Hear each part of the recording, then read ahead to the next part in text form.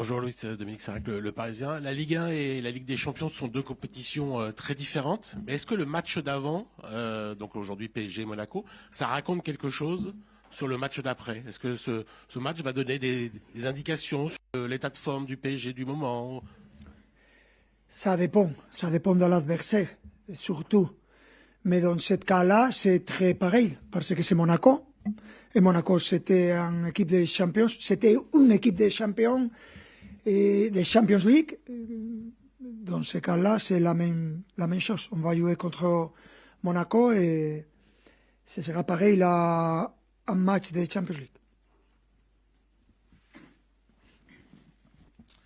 Bonjour coach, il y a 5 jours avant le match aller, il y aura 6 jours entre le match aller et le match retour.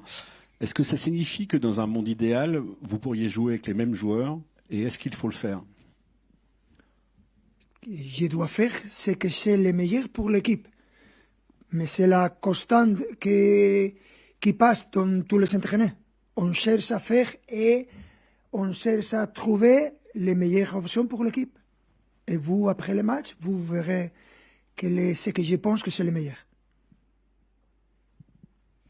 Bonjour, Baptiste Bécard de l'AFP. Est-ce que vous allez changer l'approche ou les consignes aux joueurs en vue de Monaco pour connaître peut-être un match plus serein demain que lors des 2 matchs précédents? Ce que je peux dire, c'est quelle sera notre mentalité, notre travail pendant le match. Ce que vont faire les adversaires, ça dépend de beaucoup de choses. Ce n'est pas une question pour moi, c'est une question pour l'entraîneur de Monaco. Et ça, ce qui dépend de nous, c'est de chercher à jouer mieux, c'est d'améliorer encore dans chaque match et de gagner les 3 points parce qu'on a besoin de les 3 points. Bonjour coach, Arthur Perrault, RMC tout au fond. L'autre sujet avant ce match de Ligue des Champions, c'est le point sur les blessés. Ousmane est de retour, il a participé à l'entraînement ce matin. Comment est-ce que vous le sentez? Est-ce que le fait que là il ait connu une phase avec de nouveau pas mal de petits pépins physiques, ça vous invite à davantage de prudence avant justement ce match important de Ligue des Champions? Merci. C'est toujours de bonnes nouvelles quand tu as des joueurs de retour, comme le cas de Seny Mayulu et Ousmane Dembélé. Et on est content et on espère de les voir et de les avoir le prochain match, comme d'habitude. Mais c'est toujours spécial. Après, il faut valoriser, il faut juger exactement l'état physique de chaque joueur et valoriser ça. Bonjour coach, ici Maxence Landillon pour Canal Plus Sport, Info Sport Plus. Bradley Barcola, on est à 9 buts cette saison. Comment est-ce que vous le voyez en tant que devant le but en tout cas, et est-ce que le Bradley Barcola de 2026 peut un petit peu être comparé au Ousmane Dembélé de 2025? La première chose, ce n'est pas correct parler et faire la comparaison entre les joueurs parce que chaque joueur et chaque année c'est différent. Et ce que je peux dire de Bradley, il a eu beaucoup de minutes, beaucoup de matchs, il a joué très bien, il peut jouer partout dans les positions d'attaque et je suis content de ce que j'ai vu. Et bien sûr qu'on espère, on attend avoir encore de meilleures choses et ce que j'attends de Bradley Barcola.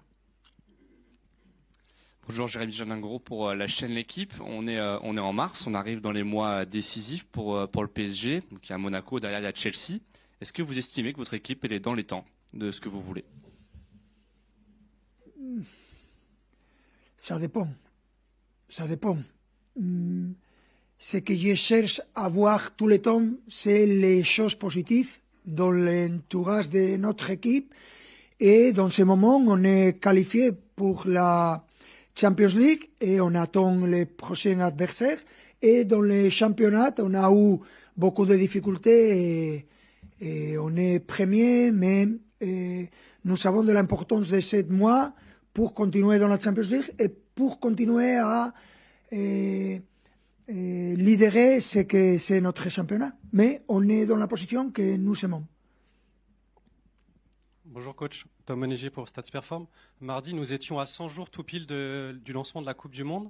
Je voulais vous interroger un petit peu sur l'aspect des blessures. Est-ce que selon vous, ça trotte un petit peu dans la tête de vos joueurs de peut-être moins se blesser à l'approche de cette Coupe du Monde? Et vous, avec votre staff, comment gérer éventuellement ce problème? Est-ce que vous en parlez avec vous peut-être pour donner un peu plus de repos à certains joueurs à l'approche de ce tournoi? Merci.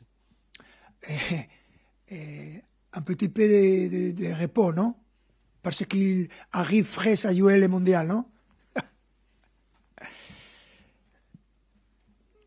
Et je pense qu'il ne faut faire aucune déclaration sur ça. Hein? Ils sont professionnels. Je suis très content chaque fois qu'arrive l'année de mondial et je suis entraîné d'un club parce que je suis très confiant de les joueurs. Nous aimerons que tous les joueurs jouent le prochain World Cup. Mais dans ce moment, il faut être centré au club et penser à ce que c'est important pour nous, que c'est gagner les trophées que nous jouons. Et dans l'avenir, bien sûr qu'on souhaite à les joueurs un très bon World Cup, mais dans ce moment, l'important, c'est le club. Bonjour Luis, Clara, TNT Sports Brasil. À un moment, vous avez déjà parlé de la difficulté d'avoir de temps pour faire l'entraînement tactique. Est-ce que c'est important en ce moment de faire ce type de tournement et est-ce que vous avez de temps maintenant pour ça? Merci. Et chaque fois que tu joues tous les 3 jours, c'est difficile à préparer parce que c'est toujours post-match, après-match, et c'est difficile, tu n'as pas les temps. Mais dans ce moment, et spécialement 7 mois, c'est important pour nous pouvoir travailler sur des aspects tactiques, offensifs, défensifs, sur les situations de coupe de pied arrêté, sur les situations de touche. Il y a beaucoup de choses qu'on peut améliorer et on cherche à améliorer dans ce moment parce qu'on a le temps pour travailler sur ces concepts. On est content, c'est différent à ce que nous avons dans le passé. Bonsoir coach, Ilyes Peters, 90 000. Coach, vous avez parlé du temps que vous avez cette semaine pour préparer les matchs à venir, mais justement, est-ce qu'en ce moment, selon vous, vos joueurs ont plus besoin de repos, à l'image des 2 jours que vous leur avez laissés en début de semaine, ou de rythme avant de retrouver la Ligue des Champions notamment? Merci. Et il faut juger ça. Et ça dépend individuellement et collectivement. Ce que j'ai vu et ce que je peux apprécier dans l'équipe, c'est qu'on est dans une très bonne condition physique. On a fait des matchs incroyables. Quand j'ai vu aucune statistique que j'ai vu de ce que c'est notre niveau sans le ballon, c'est incroyable, top, et je suis content. Normalement, comme il y a des problèmes, vous cherchez tout le temps sur l'aspect physique, mais c'est plus important le mental que le physique pour moi. Et je suis content de ce que je peux juger dans l'équipe. Bonjour coach, Gina Diaris pour Foot National. En cas de victoire contre Monaco, vous pouvez mettre Lens provisoirement à 7 points. C'est un match important contre Monaco pour le championnat, mais aussi pour prendre confiance avant la Ligue des Champions. Merci. Bueno, on est dans ce championnat très différent à ce qu'on a joué les dernières années, et c'est pour Lens. Lens, ils sont en train de faire un championnat incroyable et je l'ai déjà dit beaucoup de fois, ils méritent d'être là avec nous et pour nous c'est motivant aussi avoir une équipe comme Lens qui est très proche de nous et ça nous motive à améliorer et c'est important de savoir de l'importance de les matchs de demain. Bonjour coach, Souak Bakivé pour Africa Radio. Vous avez parlé notamment de l'aspect mental. Est-ce que pour vous, vos joueurs, est-ce que vous ressentez chez vos joueurs une fatigue mentale après l'année 2025 qui a été très énergivore et une autre année 2025-2026 qui, encore une fois, pèse sur le physique de vos joueurs? Non, rien de ça. Vous cherchez à trouver des problèmes tout le temps? Rien. C'est la même chose que quand on a gagné 5-0 à Marseille. La même chose. Le même état physique, le même état mental. C'est ce que je pense, c'est ce que je défends, parce que j'ai vu tous les jours les entraînements, j'ai vu tous les matchs, j'ai analysé et jugé tous les matchs de mon équipe et c'est la normalité. Mais pendant la saison, il y a des meilleurs moments, des moments de haut et de bas et il faut l'accepter avec la normalité. Bonjour coach, Mourad Sefiane pour la Source Parisienne. Je voulais faire un focus sur Warren Zaïre-Emery qui va fêter ses 20 ans dans quelques jours. C'est le joueur le plus utilisé par vous-même et par le staff. Est-ce que c'est un joueur qui vous impressionne et si oui, dans quel domaine? Je pense qu'on a parlé beaucoup de fois de Warren. Il est vraiment ce que représente un joueur, un Titi, comme vous dites, un vrai Titi, non seulement pour ce qu'il fait dans le terrain, sinon ce qu'il se comporte comme dehors sur sa vie. Et c'est un privilège d'avoir un joueur comme lui. C'est incroyable, il joue partout, il a qualité individuelle, technique et physique. Et c'est un vrai plaisir de l'entraîner. Solo le falta, il le manque venir ici à faire la conférence de presse pour les managers. Ça serait parfait.